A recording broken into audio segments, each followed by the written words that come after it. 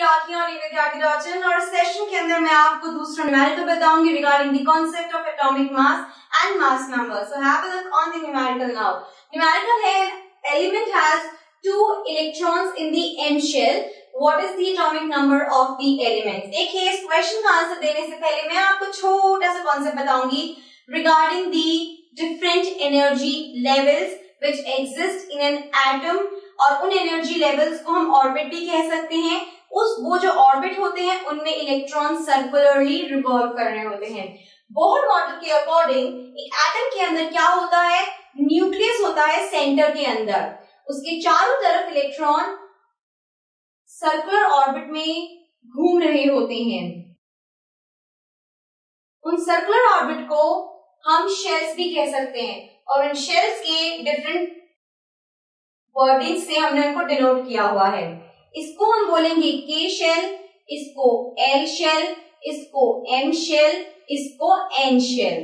ठीक है, तो इन शेल्स के अंदर इलेक्ट्रॉन्स घूम रहे होते हैं न्यूक्लियस के चारों तरफ. ठीक है, इनको हम मैंने इनको क्या बोला, इनको हम ऑर्बिट भी कह सकते हैं, इनको शेल्स भी कह सकते हैं और इनको एनर्जी लेवल्स भी कह सकते हैं. कि एक एनर्जी लेवल है जिसका जो ऑर्बिट नंबर है या शेल नंबर कहिए उसको हम n = 1 से कहते हैं. L का जो एनर्जी नंबर है या शेल नंबर है वो है 2, M का शेल नंबर है 3 और N का शेल नंबर है 4. ठीक है, इस बात का ध्यान रखिएगा. अब देखिए जो सब कुछ चीजें हैं ये एक एटम के अंदर ही है, इस बात का भी आप ध्यान रखिएगा.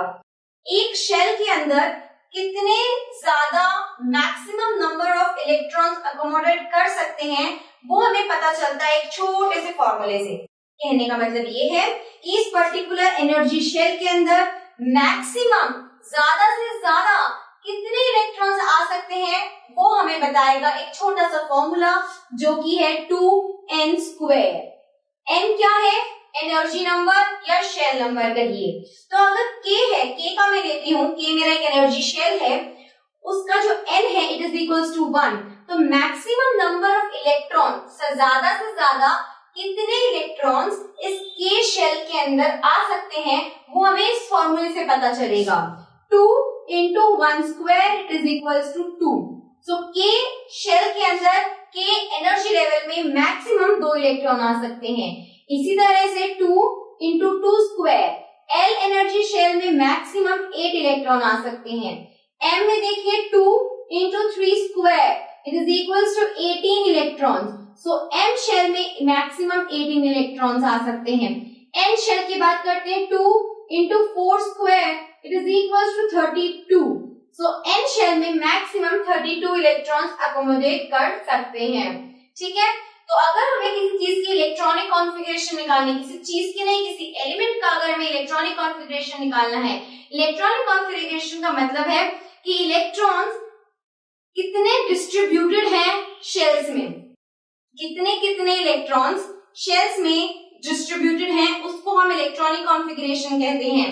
सपोज कीजिए मुझे इलेक्ट्रॉनिक कॉन्फ़िगरेशन लिखनी है सोडियम की, तो इलेक्ट्रॉनिक कॉन्फ़िगरेशन का मतलब होता है इलेक्ट्रॉन्स का डिस्ट्रीब्यूशन इन डिफरेंट शेल्स. तो इसमें नंबर ऑफ इलेक्ट्रॉन्स कितने प्रेजेंट है, सपोज सोडियम की मैं बात कर रही हूँ, सोडियम में नंबर ऑफ इलेक्ट्रॉन्स जो होते हैं it is equal to number of protons. और जैसा कि आप सभी को पता है कि नंबर ऑफ प्रोटॉन्स जो होते हैं वो होता है एटॉमिक नंबर. तो सोडियम का एटॉमिक नंबर कहिए या आप number of protons in its nucleus कहिए वो होता है 11. ठीक है, तो इसमें नंबर ऑफ इलेक्ट्रॉन्स कितने हो जाएंगे, सोडियम में नंबर ऑफ इलेक्ट्रॉन्स हो जाएंगे 11. अगर मैं 11 इलेक्ट्रॉन्स को मुझे डिस्ट्रीब्यूट करना है, ये 11 इलेक्ट्रॉन्स हैं किसमें, सोडियम के एटम के अंदर. सोडियम के एटम के अंदर 11 इलेक्ट्रॉन्स हैं, ध्यान रखिएगा इस बात का. अब एटम का जो मैंने आपको स्ट्रक्चर बताया वो कुछ इस तरह का होता है. अब देखिए सोडियम में 11 इलेक्ट्रॉन्स हैं, तो सबसे पहले के शेल में इलेक्ट्रॉन्स जाएंगे. हाँ, एक चीज का और ध्यान रखिएगा, सबसे पहले के शेल भरेगी, फिर एल शेल भरेगी, फिर एम शेल भरेगी, उसके बाद एन शेल भरेगी. हम डायरेक्टली इलेक्ट्रॉन्स को ना तो एम शेल में रख सकते हैं ना ही एन शेल में ला सकते हैं. सबसे पहले छोटे एनर्जी लेवल से इलेक्ट्रॉन्स भरना चालू होंगे और फिर वो हाई एनर्जी लेवल तक जाएंगे. तो इस केस में सबसे छोटा एनर्जी लेवल कौन सा है, K, उसके बाद L, उसके बाद M, उसके बाद N। तो सबसे पहले जो इलेक्ट्रॉन्स की फिलिंग होगी वो होगी K एनर्जी लेवल में, फिर L एनर्जी लेवल में, फिर M and then N। इस बात का ध्यान रखिएगा। तो 11 इलेक्ट्रॉन्स को मुझे डिस्ट्रीब्यूट करना है इन शेल्स के अंदर। तो K शेल में मैक्सिमम कितने इलेक्ट्रॉन्स आ सकते हैं? मैक्सिमम मतलब ज्यादा से ज्यादा K शेल में कितने इलेक्ट्रॉन्स आ सकते हैं? 2 आ सकते हैं, K, L, M।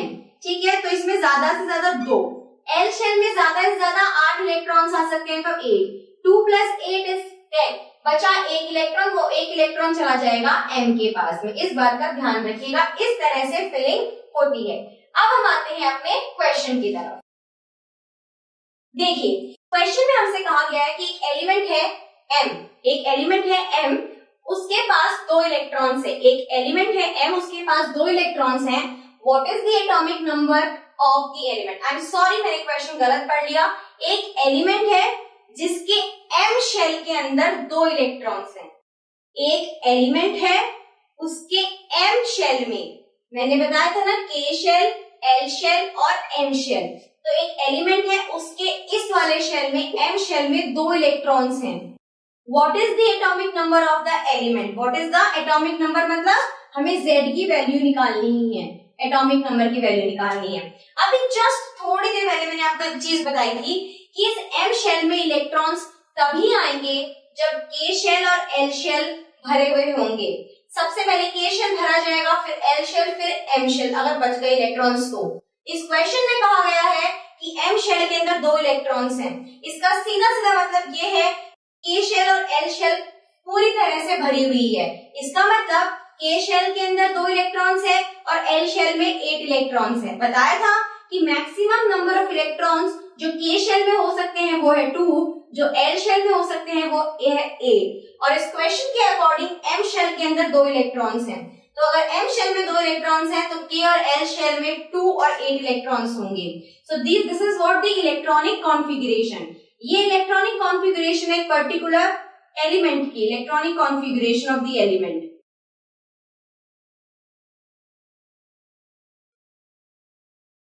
ठीक है, इलेक्ट्रॉनिक कॉन्फ़िगरेशन का मतलब है इलेक्ट्रॉन का डिस्ट्रीब्यूशन होना। अब नंबर ऑफ इलेक्ट्रॉन्स कितने होंगे? It is equals to K + L + M। K में, L में, M में जितने इलेक्ट्रॉन्स हैं उनको टोटल कर दीजिए, उतने नंबर ऑफ इलेक्ट्रॉन्स हैं। 2 + 8 10, 10 + 2 12। तो एक तरह से नंबर ऑफ इलेक्ट्रॉन्स कितने हो गए? 12 इलेक्ट्रॉन्स हैं एक पर्टिकुलर एलिमेंट के अंदर। अब एक बात मैं आपको बताती हूँ कि एटॉमिक नंबर जो होता है वो मैंने आपको बताया था कि atomic number is equals to number of protons. और इस बात का भी जरूर ध्यान रखिएगा कि जितने नंबर ऑफ प्रोटॉन्स होंगे उतने ही नंबर ऑफ इलेक्ट्रॉन्स होंगे, क्योंकि एटम जो होता है वो न्यूट्रल होता है और एटम न्यूट्रल तभी हो पाएगा जब पॉजिटिव और नेगेटिव चार्ज दोनों इक्वल होंगे, दोनों बैलेंस्ड होंगे। तो जितना पॉजिटिव चार्ज होगा अगर उतना ही नेगेटिव चार्ज है तो हमारा एक एटम न्यूट्रल कहा जाएगा और एटम न्यूट्रल फॉर्म में बहुत ही ज्यादा स्टेबल होता है। तो स्टेबिलिटी के लिए बता दिया जाए आपको कि number of protons should be equals to number of electrons. Electrons negatively charge होते हैं और प्रोटॉन्स पॉजिटिवली चार्ज होते हैं।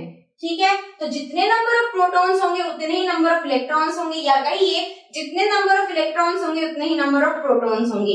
तो एटॉमिक नंबर ऑफ प्रोटॉन्स के इक्विवेलेंट है, number of protons number of electrons के इक्विवेलेंट है।